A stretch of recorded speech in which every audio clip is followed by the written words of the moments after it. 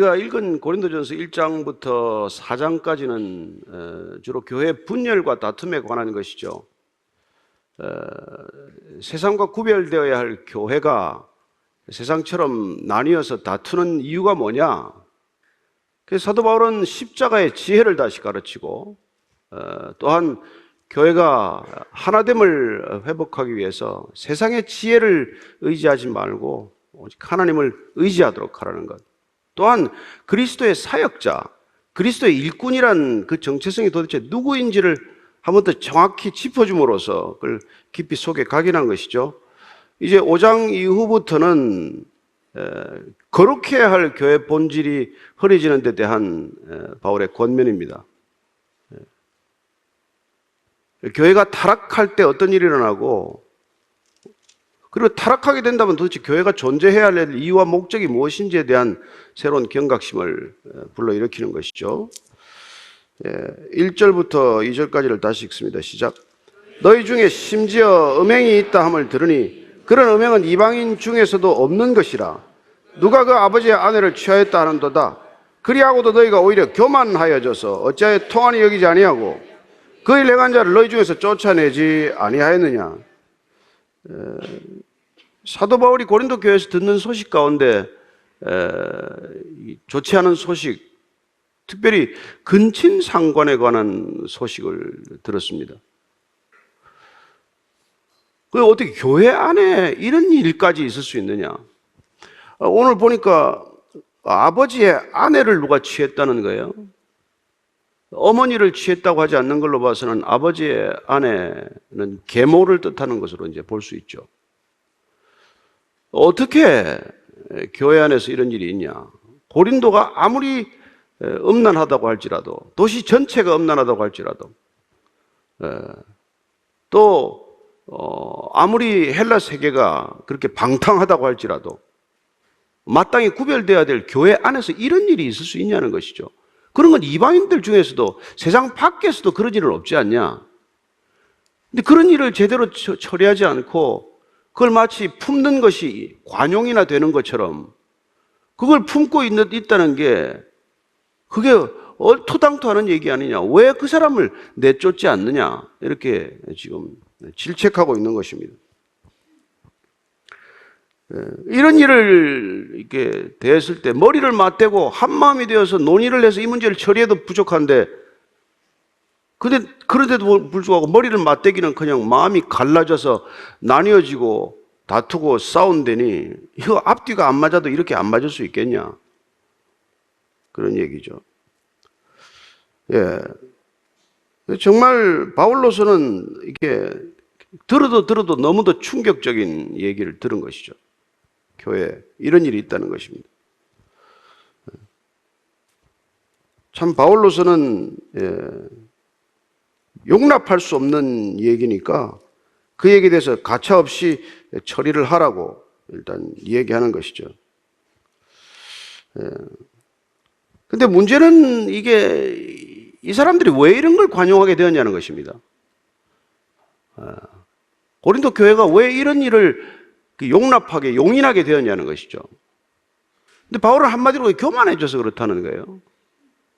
나중에 보면 알겠지만은 우리가 이제 영적으로 이만큼 성숙했는데 그만큼 몸이 좀 그런 일을 잘못했다고 해서 그걸 뭘 그렇게 문제 삼을 게 있냐. 소위 영과 육을 분리하고자 하는 영혼을 이렇게 이원론적으로 보는 헬라적 세계가 교회에 들어옴으로써 그런 걸 뭘 그렇게 따지냐. 개인적인 일인데 넘어가지. 이런 작자들이 있었다는 거예요. 이 시대 교회를 얘기하는 거 아닙니다. 초대교회 얘기예요. 그래서 사도 바울이 도대체 뭘 어떻게 하다가 이런 일을 겪게 되었는지에 대해서 분노한 것이죠. 물론 비난하는 사람이 있었을지도 몰라요. 근데 그런 것만으로 비난하거나 비판하는 것만으로 부족하다는 것입니다. 이런 일이 일어나면은 지금 바울은 어떻게 하라는 겁니까? 그걸 가지고 이런저런 얘기를 하기에 앞서서 먼저 통한이 여기라고 말합니다. 통한이 여긴다고 슬퍼하라는 거예요. 여러분, 사람이 죽으면 슬프지 않습니까? 근데 교회 안에서 이런 영적인 죽음과 마찬가지인 그런 음행이나 범죄가 있다면 그건 교회 안에 있는 영들이 죽어가는 건데, 그런 걸 보면 한 사람이 죽었을 때 흘리는 눈물처럼 울어야 마땅하지 않냐 얘기를 하고 있는 것이죠. 그래서 우리가 비판하고 비난하는 것으로 충분한 것이 아니라 그런 일을 보면 슬퍼하고 애통해하고 분노하고 이런 반응들이 있어야 한다는 것이죠. 그래서 사도 바울이 지금 이 편지를 쓰는 게 에베소에서 쓰고 있는 거예요. 고린도 얘기를 듣고. 그래서 3절, 4절, 5절 이렇게 말하는 것입니다. 시작. 내가 실로 몸으로는 떠나 있으나 영으로는 함께 있어서 거기 있는 것 같이 이런 일을 행한 자를 이미 판단하였노라. 주 예수의 이름으로 너희가 내 영과 함께 모여서 우리 주 예수의 능력으로 이런 자를 사탄에게 내주었으니 이는 육신은 멸하고 영은 주 예수의 날에 구원을 받게 하려 함이라. 네. 몸은 내가 지금 에베소에 떨어져 있지만 그러나 영으로는 함께 있다. 이때 영은 성령을 말하는 것이 아니라 마음을 말하는 것이에요. 마음으로 함께 있다는 것입니다. 몸은 떨어져 있지만 내 마음은 지금 고린도 교인들하고 같이 있는데 그렇게 한 마음이 되어서 나는 내게 주신 예수님의 권능, 사도적 권능으로 나는 이미 그를 판단했다. 나는 그를 이미 정죄하고 그를 출교하기로 결정했다는 뜻이에요. 본인은 그런 마음의 결단을 했다는 것입니다.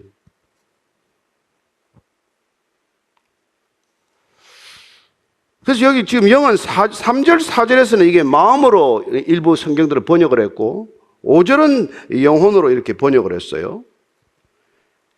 그런데 이제 처음 읽는 사람은 어떻게 사탄에게 내준다고 말하나 이렇게 얘기하죠. 그리고 육신은 멸하고 이거는 죽음을 뜻하는 것이지만은 실질적으로 이걸 쫓아내라고 말하는 바울이 출교를 시켜서 죽음에 이르게 하라는 것이겠습니까? 그런 건 아니죠. 왜 출교를 하라, 쫓아내라? 교회가 이런 일에 대해서는 보다 단호하게 이 사람을 내쫓으라고 말하는 것일까요? 왜 제거하라고 말하는 것입니까? 이 사람을 영원히 죽음에 내주라, 사탄에게 내줘서 이제 구원 가능성이 없으니까 끝난 사람이다, 이게 아니라 그 사람을 내어 쫓음으로, 출교함으로 그리스도의 은혜 밖으로 나가게 함으로써 다시 회개할 시간, 그 당시에 출교는 지금의 느낌과 달라요. 쫓겨나가는 건, 공동체에서 쫓겨나가는 것은 거의 이렇게 죽음에 대한 선고보다도 더 가혹한 조치예요, 사실은. 지금은 뭐 쫓아낼 필요도 없이 본인이 떠나면 그만이니까. 무슨 출교 조치를 위해서 교회가 회의를 할 시간이 어디 있습니까? 본인이 그냥 버럭버럭 화를 내고 가버리는데.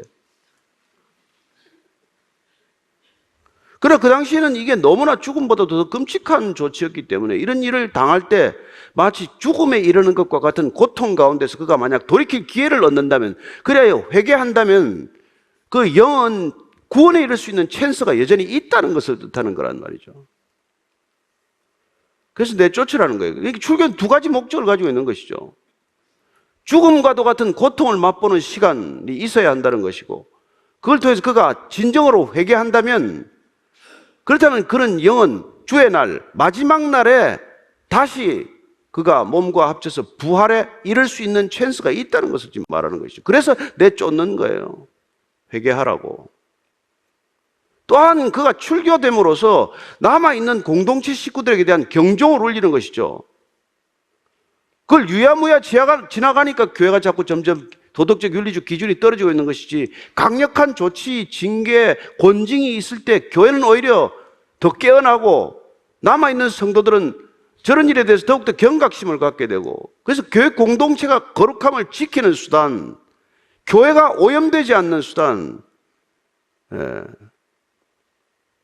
그런 수단으로 출교를 하라는 그런 뜻입니다.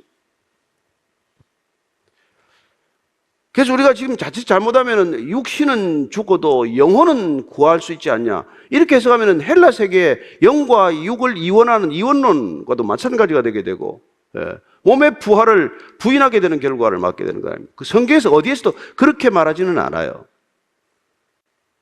그러니까 마치 사탄에 내어주어서 회개하고 돌아오면 맞아줄 수 있는 게 또 공동체이기도 하고요. 그러니까 그러니까 사실 가룟 유다는 자살해서 그렇지 뭐 돌아왔으면 예수님이 그것도 안 받아주겠습니까?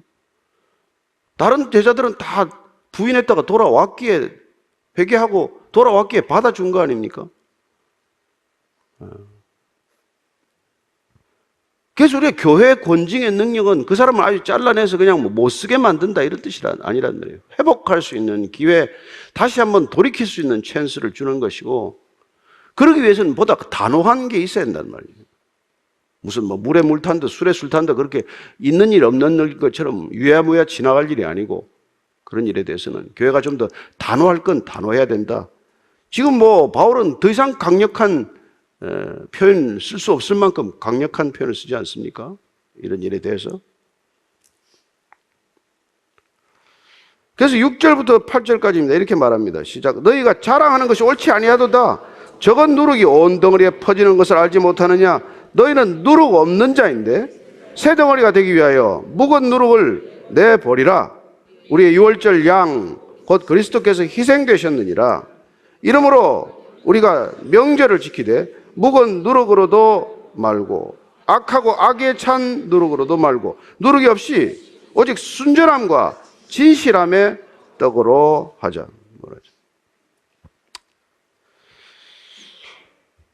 예, 지금 여기를 보면은 자랑하는 것이 옳지 않다든가 이걸 이런 일을 해놓고 자랑질을 한 거예요. 우리는 그런 일 그냥 넘어가. 뭐 우리 교회는 그런 거 다 아니 주님이 뭐 7번씩 이런 번씩 용서해 주라고 하시지 않았어. 다 용서하는 거야. 예. 우리는 이미 그런 걸 넘어설 만큼 영적으로 아주 성숙한 사람들이야. 이런 태도가 문제였다는 것이죠. 모든 것이 가하다. 이런 격언들을 인용해 가면서 교회는 모든 것들을 다 받아주시는 바다와 같이 포용력이 넓은 거야. 그런 헛소리들을 하고 있으니까 이제 바울이 분명히 선을 그은 것이죠. 적은 누룩이 온 덩어리에 퍼지는 것을 알지 못하느냐?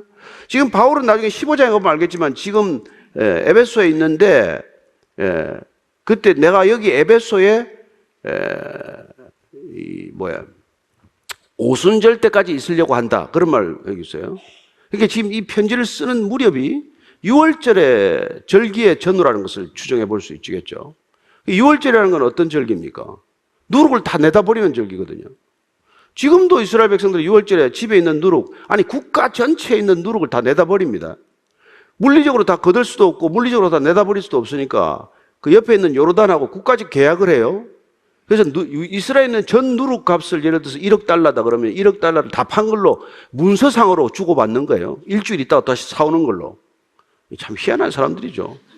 이제 말도 안 되는 짓을 한 건데, 저 실제 6월절 때는 집에 있는 누룩을 다 갖다 버렸단 말이에요. 그 누룩을 왜 갖다 내버립니까? 왜 무교병을 먹습니까? 누룩이 조그마한 분량이 이렇게 부풀게 만들어서 전체를 부풀게 하는 것을 죄와 같은 걸로 봤기 때문에 누룩 이꼴 죄의 그림으로 파악한 거란 말이죠. 그래서 해마다 누룩을 갖다 내버리는 이거야말로 그 사람들 나름대로의 영성 훈련과도 같은 것입니다. 죄라는 것은 조그만 것이라도 하나 있으면은 이렇게 부풀어서 크게 되는 것이다. 죄에 대한 경각심을 위한 거란 말이에요. 그래서 지금 잘라내라는 거 그런 이게 예수님이 그렇게 이 교회 하나가 그렇게 망가지는 게 순식간에 일어나는 거니까 그런 건 누룩을 제하듯이 제거하라 얘기를 하는 거예요. 오늘날 교회가 치리 능력이나 권징의 능력이 하나도 없기 때문에 이건 뒤죽박죽이죠. 뭐 아무나 들어왔다가 뭐 그냥 예배 도중에 나가도 그만이고. 예. 그래서 사실은 이게 무슨 그냥 이게 구락부가 되고 만 것이죠. 옛날에 초대교회는 여러분 오면은 하도 그때 그 박해가 심할 때니까 문 이렇게 빽깍 열어보고 확인하고 들어오지 않았습니까? 이렇게 열어놓고 아무나 오는 줄 아십니까? 그래서 혼자 제 발로 와가지고 좀 기분이 나쁘면 교회는 왜 이 모양이고 투덜거리는데 진짜 가당치도 않아요. 가당치도 않아. 지 마음대로 왔다가 지 마음대로 욕하고 가고. 교회는 그런 곳이 아니에요. 이게 백화점입니까? 안에 앉아서 90도로 절을 하면서 맞아줘야 되는 게 교회인 줄 아는 모양인데 그렇지 않아요. 생명을 걸고 왔다 갔다 하는 사람들입니다. 그래서 묵은 누룩을 내버리라는 거야. 그래서 그때 이스라엘 백성들은 출애굽 그 시절에 보면 다 이게 유월절 지키기 위해서 보십시오. 출애굽기 12장 15절입니다. 시작. 너희는 이래 동안 무교병을 먹을지니 그 첫날에 누룩을 너희 집에서 제하라. 무릇 첫날부터 일곱째 날까지 유교병을 먹는 자는 이스라엘에서 끊어지리라. 유교병 먹으면 죽는다. 이런 엄청난 얘기를 하지 않았습니까? 누룩을 다 내버리라는 거예요. 다 내버려. 야, 어떻게 그런 얘기를 할 수 있죠? 예. 근데 그렇게까지 강력하게 표현하는 이유가 뭐예요? 죄가 그만큼 치명적이고 유혹적이고 매력적이고 충동적이기 때문에 그렇게 단호하게 대하지 않으면 우리는 그냥 죄에 순식간에 점령당하고 마는 존재란 말이에요. 그 정도로 얘기를 하는 까닭은 그 죄가 그만큼 무섭다는 걸 얘기하고 있는 것이죠. 그런데 누가 지금 이 시대가 죄를 두려워합니까? 예? 누가 죄를 두려워해요? 무슨 연예계가 죄를 두려워합니까? 정치하는 사람들이 죄를 두려워합니까? 경제하는 사람들이 죄를 두려워합니까? 도대체 이 세상에 누가 죄를 두려워해요? 마지막 보루여야 할 종교인들이 죄를 두려워합니까? 마지막 중에서도 최후의 또 보루가 되는 교회가 죄를 두려워합니까? 도대체 이 세상에 누가 죄를 두려워하는데 이 세상의 심판이 없을 거라고 생각을 하십니까?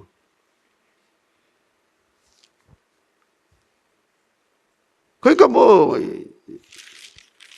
우리가 예수 잘 믿는다고 큰 소리 칠 거 하나도 없어요. 이 정도로 지금 바울이 지금 고린도 교회를 향해서 얘기할 수밖에 없었듯이 이 시대를 향해서도 동일하게 우리가 이렇게 고린도 전서를 읽으면서 이걸 우리에게 주는 거로 이걸 우리가 받아들이지 않으면 우리가 지금 성경 공부하는 겁니까? 성경적 지식이 필요해서 우리가 여기 앉아 있는 거예요? 아니잖아요. 자, 9절부터 10절입니다. 시작. 내가 너희에게 쓴 편지에 음행하는 자들과 사귀지 말라 하였거니와 이 말은 이 세상에 음행하는 자들이나 탐하는 자들이나 속에 빼앗는 자들이나 우상 숭배하는 자들을 도무지 사귀지 말라는 것이 아니니 만일 그리하려면 너희가 세상 밖으로 나가야 할 것이라. 이 바울이 고린도에서 이 편지를 쓰기 전에 또 다른 편지를 썼던 것으로 추정하고 있습니다. 그때 쓸 때도 이 문제를 얘기를 했어요. 음행을 그렇게 가만두지 말라고. 근데 그렇게 얘기하면서 음행하는 자들과 사귀지도 말라 이렇게 말한 거에 대해서 사람들이 이제 오면 그렇다면 도대체 우리가 누구랑 사귀라는 거냐? 그래서 지금 바울이 다시 재차 설명하는 거예요. 이 세상에서 음행하는 자들이나 탐욕스러운 자들이나 속이는 자들이나 빼앗는 자들이나 우상 숭배하는 자들이나 그런 세상 사람들하고 사귀지 말라는 얘기가 아니다. 그 사람들하고 안 사귀려면 너희가 세상 밖으로 나가야 되고 수도원에 나가야지 세상에 어떻게 사냐? 세상은 원래 그런 곳이다. 그런 사람들과 교제해야 될 이유가 뭡니까? 그게 교회가 존재하는 이유란 말이에요. 예수님은 죄인을 부르러 오셨고 죄인을 찾아오셨고 죄인을 또한 구원하셨어요. 의롭다고 하는 자들은 구원에 이르지 못한다고 말씀하셨습니다. 그러나 그 죄인들을 부르러 오신 예수님께서 이 죄인 공동체를 의롭게 만드심으로 이 교회가 세상 속에서 마치 큰 바다 속에 있는 절의 고도와도 같은 그런 외딴 섬처럼 띄우셨지만 이 교회가 능력 있는 교회, 구원선, 구조선으로 마치 노아의 방주처럼 띄우심으로 이 세상에서 건져내라고 이 교회를 지금 시작한 거 아닙니까? 그래서 우리가 세상 밖으로 나갈 필요 없어요. 우리 잠깐 여기 모이지만 우리 다시 세상 속으로 가는 이유가 뭡니까? 그곳에 하나님이 가라 하셨기에 우리가 가는 것이고 네 혼자 가는 거 아니라 내가 세상 끝날까지 너와 항상 함께 할 테니까 걱정 말고 가라, 염려하지 말고 가라, 근심하지 말아라 그 얘기죠. 그래서 지금 이렇게 얘기하는 겁니다. 11절부터 13절까지의 시작. 이제 내가 너에게 쓴 것은 만일 어떤 형제라 일컫는 자가 음행하거나 탐욕을 부리거나 우상 숭배를 하거나 모욕하거나 술 취하거나 속에 빼앗거든 사귀지도 말고 그런 자와는 함께 먹지도 말라 합니다. 밖에 있는 사람들을 판단하는 것이야 내게 무슨 상관이 있으려마는 교회 안에 있는 사람들이야 너희가 판단하지 아니하랴. 밖에 있는 사람들은 하나님이 심판하시려니와 이 악한 사람은 너희 중에서 내쫓으라. 다시 한번 내쫓으라. 강력하게 얘기하는 거예요. 누룩을 내버리든 내다 버리라. 그러면 바울은 이중적 태도를 보이네. 세상에 대해서는 그런 사람들 사귀라고 그러고 교회에서는 그런 사람들 사귀지 말라고 그러는 이게 또 왜 그러냐? 여러분, 형제라고 일컫는 사람들, 자매라고 일컫는 사람들, 스스로 그리스도인이라고 말하는 사람들 가운데서는 용납되지 않아야 할 기준이 있다는 거란 말이죠. 교회 와가지고 음행을 하거나, 교회에서도 욕심을 부리거나, 교회 와서도 돈을 숭배하거나, 자녀를 숭배하거나, 교회 와서도 사람들을 모욕하거나, 교회 식구끼리 모여서 술에 취하거나, 교회 사람들을 속여서 빼앗거나, 그런 사람들은 사귀지도 말고 교제할 것도 없고 성찬식에 참여시킬 것도 없고 식탁에 교제할 것도 없다는 거예요.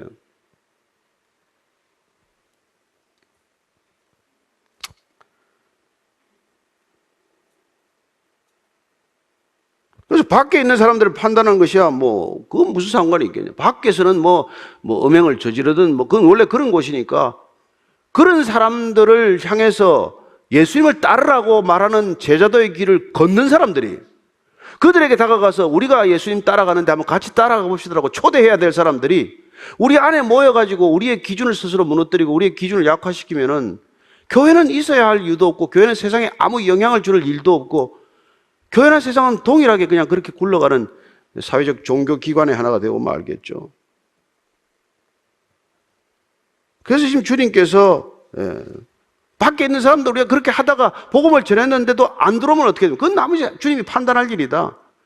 그러나 우리가 그들에게도 다가가야 할 책임과 책무와 권한이 있는 것이고 그들에게 복음을 전해야 할 소명이 주어졌고 그러려면 우리끼리 모여서는 적어도 지켜지는 기준, 그게 확실하고 흔들림이 없는 기준이어야 하고 그 기준은 조롱받거나 우롱되어서는 안 되는 것이고 그게 세상이 볼 때는 진짜 정말 가당찮은 일이라는 그런 비판의 직면에서는 안 된다는 일이죠. 그러니까 이 시대 교회가 지금 무슨 이런저런 얘기를 듣는다. 있을 수 없는 얘기죠. 있을 수 없는 얘기예요. 이미 교회는 사실은 주님께서 구약시대 때 말했던 건 이미 문을 닫은 교회가 있으면 좋겠다. 그런 얘기를 하시는 게 지금도 마찬가지예요. 그런 교회들 문 좀 제발 닫았으면 좋겠다. 그래서 사실은 우리가 11주년 때 반그리스도인이라는 제목으로 사실 이 사경회를 한 거란 말이에요. 이기적인 그리스도인이 어떻게 그리스도인이냐, 반그리스도인이지. 음란한 그리스도인이 왜 그리스도인이냐, 반그리스도인이지. 게으른 그리스도인이 어떻게 그리스도인이냐, 반그리스도인이지. 불만인 그리스도인이 어떻게 그리스도인이냐, 반그리스도인이지. 반그리스도이니까 전부 교회 와서 그리스도인들을 타락시키지 반그리스도이니까 교회 밖으로 나가서 세상을 향해서 전도 안 하죠. 마찬가지란 말이에요. 또 이게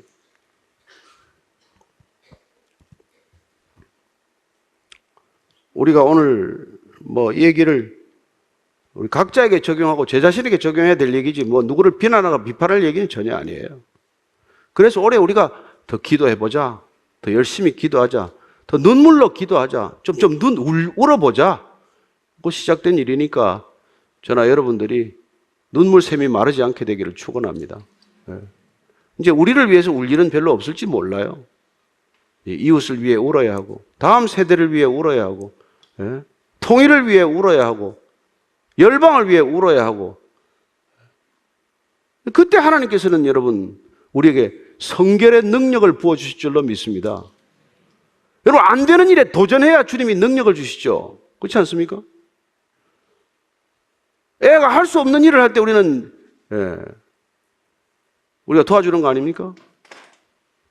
우리 애들이 공부할 마음만 먹으면은 그냥 막 책상 새 거 바꿔주고 전등 달아주고 공부 좀 하겠다고 결심만 사흘밖에 안 갈 결심이지만 우리가 전도하겠다고 마음을 먹어야 주님께서 능력을 주신단 말이에요. 우리가 1년 동안 내가 한번 새벽 예배를 해보겠다 그러면은 할 수 있는 능력을 그때 주시는 거란 말이에요. 마음을 안 먹으니까 능력 줄 일도 없는 것이죠. 그래서 사도 바울이 한 마음이 되어서 한 우리가 영으로 이 일에 대처해야 된다. 그럴 때 교회의 능력이 회복될 줄로 믿습니다. 저는 베이직 교회와 우리가 함께 예배드리는 성도들이 모두 능력 있는 성도가 되기를 바랍니다. 또 그렇게 될 것을 믿습니다. 올해 우리가 함께 기도하기로 작심했고 기도의 자리에서 부르짖는 건 우리 자신만을 위해서 부르짖는 것이 아니라 주님께서 가슴 아파하는 것, 우리가 시선 예배를 드려야 할 것을 함께 주님과 바라보면서 그렇게 애타게 주님의 마음으로, 아버지의 심정으로 주님께 올려드리는 한 해가 되기를 축원합니다. 그때 교회는 능력을 회복하는 거예요. 그때 교회는 여러분, 우리가 뭘 안 하고 우리가 본질에 충실하고 있으면 사람들이 찾아올 줄로 믿으시기 바랍니다.